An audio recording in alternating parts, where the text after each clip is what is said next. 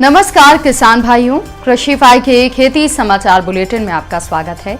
मैं हूं राशि आपके साथ। बड़ी खबरों की ओर रुक करने से पहले आइए नजर डालते हैं आज की हेडलाइंस पर। मधुमक्खी पालकों के लिए खास पोर्टल तैयार। नेशनल डेयरी डेवलपमेंट बोर्ड ने सुजुकी से किया समझौता। वैश्विक बाजार में बढ़ी टूटे चावल की मांग।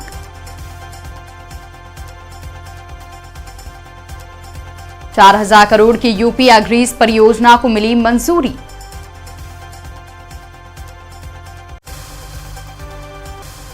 और सूखे से निपटने की तैयारी, किसानों को मुफ्त बीज देगी सरकार। अब खबरें विस्तार से। मधुमक्खी पालकों के लिए भारत सरकार ने मधु क्रांति पोर्टल शुरू किया है। इस पोर्टल की मदद से किसान आसानी से अपनी शहद बेच सकते हैं। जरूरत पड़ने पर शहद खरीद भी सकते हैं। इसके लिए ना बिचौलियों के पास जाना होगा और ना ही बाजार खोजने की आवश्यकता होगी। किसान आसानी से घर बैठे इस पोर्टल पर रजिस्ट्रेशन करके मधुमक्खी पालन का व्यवसाय बढ़ा सकते हैं और मधुमक्खी पालन से जुड़ी योजनाओं का लाभ भी उठा सकते हैं। इस पोर्टल के माध्यम से एक ही प्लेटफॉर्म पर मधुमक्खी पालन से संबंधित सारी जानकारी मिल जाएगी। इच्छुक किसान वेबसाइट madhuKranti.in पर जाकर पोर्टल पर पंजीयन कर सकते हैं। भारत में सुजुकी के 40 साल पूरे होने पर कुछ दिन पहले एक प्रोग्राम आयोजित किया गया था। इस कार्यक्रम में स्वच्छ ऊर्जा समाधान और जैविक उर्वरक प्रदान करने के लिए नेशनल डेयरी डेवलपमेंट बोर्ड और सुजुकी ने एक समझौता किया है। इस समझौते के तहत क्लीन एनर्जी और ऑर्गेनिक खाद के लिए गुजरात में 2 बायोगैस संयंत्र बनाए जाएंगे। बायोगैस संयंत्र के लिए किसानों से गोबर खरीदा जाएगा, जिससे किसानों को अतिरिक्त आय प्राप्त होगी, साथ ही जैविक खेती को बढ़ावा मिलेगा। इसके अलावा गौ पालकों की संख्या में वृद्धि होगी।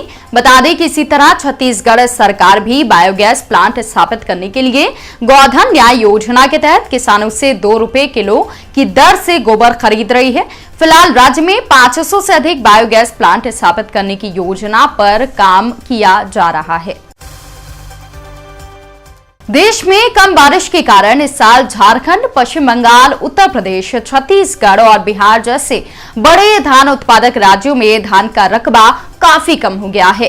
कृषि और किसान कल्याण मंत्रालय के आंकड़ों की माने तो देश में कुल रोपाई क्षेत्र 36.8 मिलियन हेक्टेयर था, जो इस साल 6% कम और औसत से 7.4% कम रह गया है। इससे आने वाले समय में चावल और अन्य खाद्य पदार्थों की मांग बढ़ सकती है। तो वहीं रूस यूक्रेन युद्ध के कारण भी खाद्य आपूर्ति प्रभावित हुई है, जिससे टूटे चावल की मांग वैश्विक बाजारों में काफी ज्यादा बढ़ गई है। गौरतलब है कि चीन और वियतनाम सहित प्रमुख देशों ने टूटे हुए चावल की भारी मात्रा में खरीद की है, जबकि घरेलू फीड उद्योग की मांग में भी बढ़ोतरी हुई है।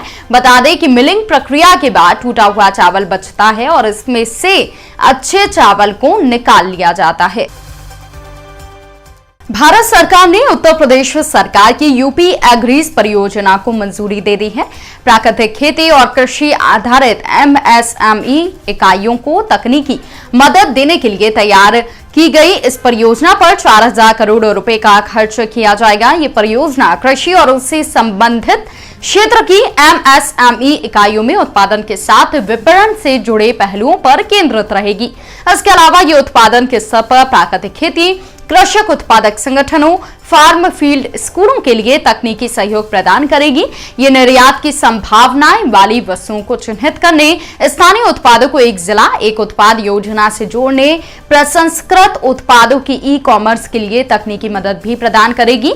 ये परियोजना केंद्र की प्रधानमंत्री formalisation of micro food processing enterprises योजना व नेशनल एग्रीकल्चर इंफ्रास्ट्रक्चर फंड व एक जिला एक उत्पाद योजना से जोड़कर भी काम करेगी। MSME इकाइयों में निजी निवेश और प्राकृतिक खेती व स्टार्टअप को बढ़ावा भी मिलेगा। उत्तर प्रदेश के कुछ हिस्सों में सूखे जैसे हालात बन गए हैं, जिसे देखते हुए किसानों को फ्री में बीज मुहैया कराए जा रहे हैं। सरकार ने बीज अनुदान योजना के तहत मुफ्त बीज मिनी किट के वितरण के लिए 457.60 लाख रुपए मंजूर किए हैं।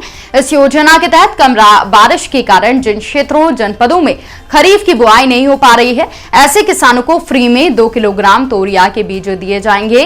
इसके तहत अनुसूचित जाति, अनुसूचित जनजाति के किसानों व शेष अन्य किसानों को 25% किया जाएगा। चयनित किसानों में 30% महिला किसानों की भागीदारी सुनिश्चित की जाएगी। योजना का लाभ पहले आओ पहले पाओ के आधार पर दिया जाएगा। साथ ही लघु और सीमांत किसानों को प्राथमिकता दी जाएगी। आप अन्य जानकारी के लिए अपने नजदीकी कृषि विभाग के कार्यालय या फिर ग्राम सेवक से संपर्क कर सकते हैं।